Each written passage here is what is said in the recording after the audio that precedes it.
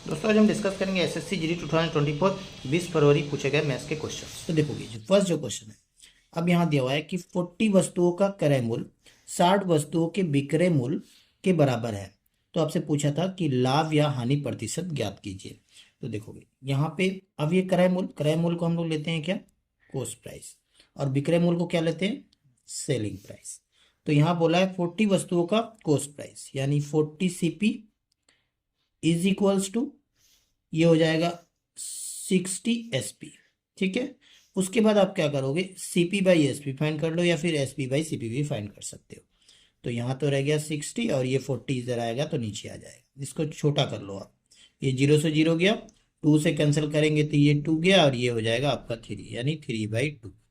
तो देखोगे अब ये कॉस्ट प्राइस कितना है, यहाँ पे 3 दिख रहा है और सेलिंग प्राइस आपको यहाँ दिख रहा है 2, यानी कॉस्ट प्राइस बड़ा हो रहा है। तो जब कॉस्ट प्राइस बड़ा होगा तो फिर क्या होगा, हानि होगा। ठीक है ना, तो हानि कितने का होगा, तो कॉस्ट प्राइस से हम क्या करेंगे, सेलिंग प्राइस को माइनस कर देंगे। 3 - 2 करोगे तो 1, तो 1 यूनिट का बोल सकते हो हानि हुआ। तो हानि प्रतिशत फाइंड करना है, क्योंकि लाभ या हानि जो भी होगा उसका प्रतिशत में फाइंड करना है। तो इसका प्रतिशत फाइंड करेंगे, तो हानि को ऊपर रखेंगे और नीचे क्या करेंगे, कॉस्ट प्राइस को हम नीचे रखेंगे 3 और इंटू हो जाएगा 100। इसको कैंसिल करोगे तो ये कितना हो जाएगा, 33.33% का हानि हुआ। क्लियर है, तो इस क्वेश्चन का जो आंसर होगा 33.33।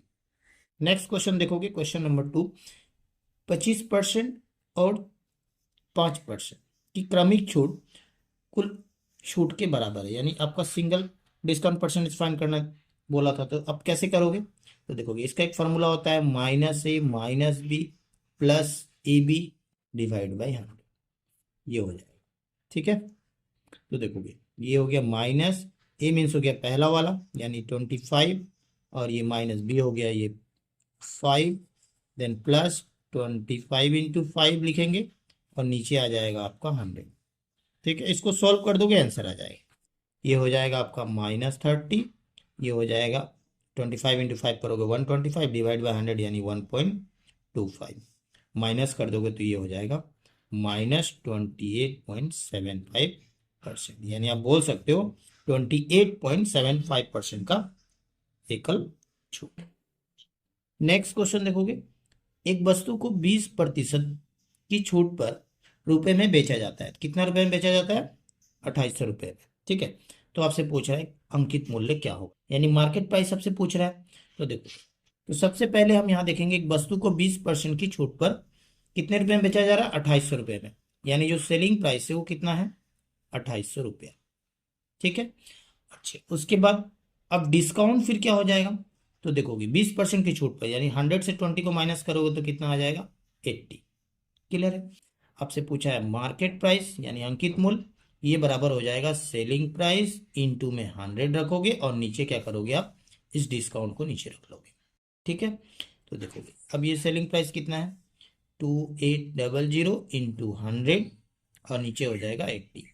इस 0 से 0 को कैंसिल कर लेते हैं, फिर 2 से कैंसिल करोगे तो ये गया 5, ये गया 4, फिर 4 से इसको कैंसिल करोगे तो 7 और ये 2 0, और 7 5 जा 35, यानी जो अंकित मूल्य होगा 3500 रुपया हो जाएगा।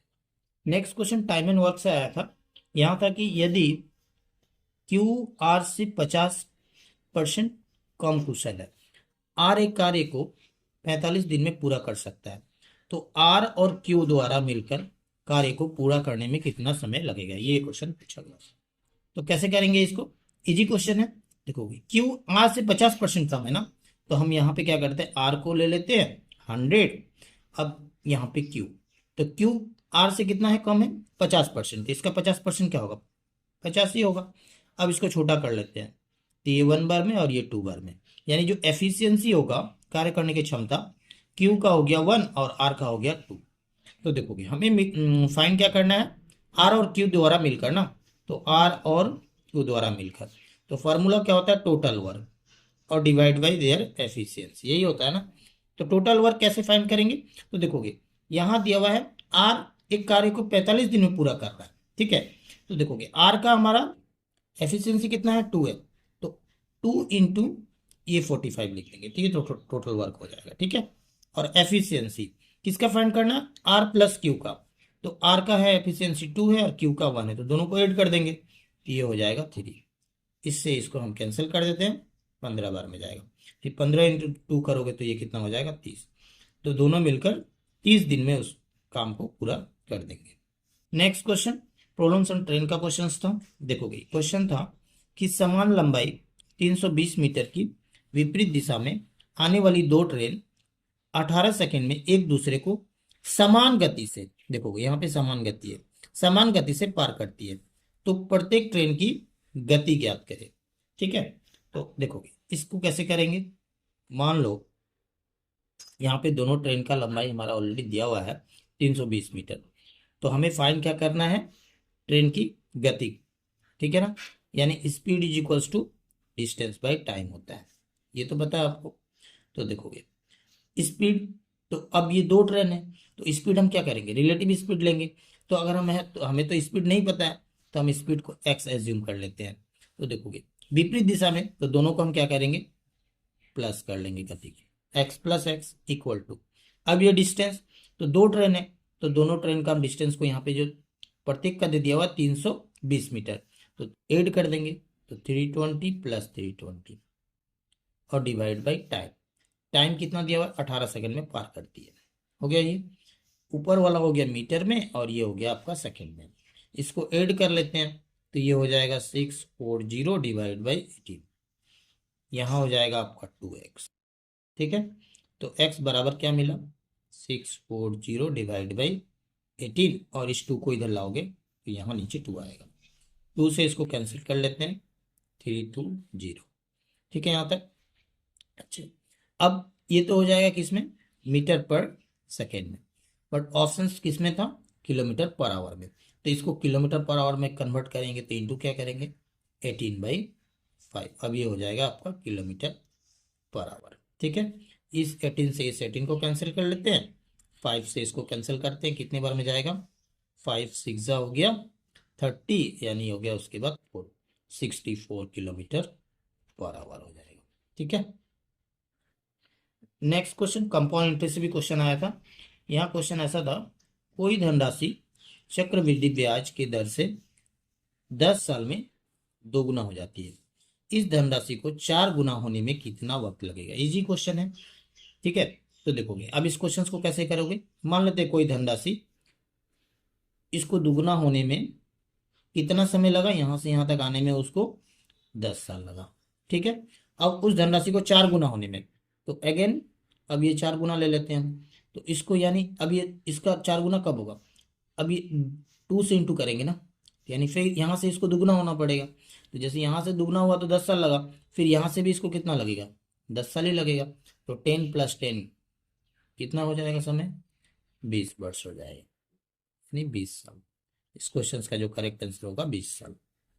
नेक्स्ट क्वेश्चन आया था रेशियो प्रोपोर्शन से, ए और बी का अनुपात दे दिया हुआ 3:4 और उन दोनों नंबर का सम दे दिया हुआ है 343, तो संख्या का गुणनफल क्या होगा, ये क्वेश्चन आपसे पूछा गया। तो करना क्या है, हमें नंबर क्या करेंगे, हम ए बी यहाँ ले लेते हैं 3x और इसको ले लेते हैं 4x। ठीक है, गिवन कंडीशन क्या है, सम दे दिया हुआ 343, तो इन दोनों को सम करेंगे, कितना हो गया, ये हो जाएगा 7x इक्वल टू कितना 343।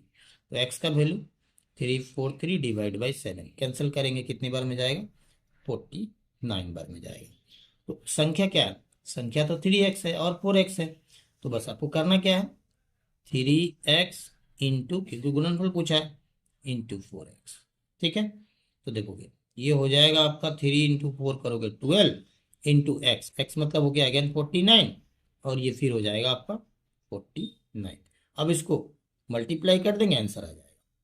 इन तीनों को मल्टीप्लाई करेंगे तो आंसर हो जाएगा 28812, ये हो जाएगा इस क्वेश्चन का करेक्ट आंसर। ठीक है, तो अभी तक आप चैनल को सब्सक्राइब नहीं किए तो चैनल को सब्सक्राइब करके बेल आइकन को प्रेस कर लीजिएगा, ताकि आने वाले वीडियो का नोटिफिकेशन आपको आसानी से मिल सके।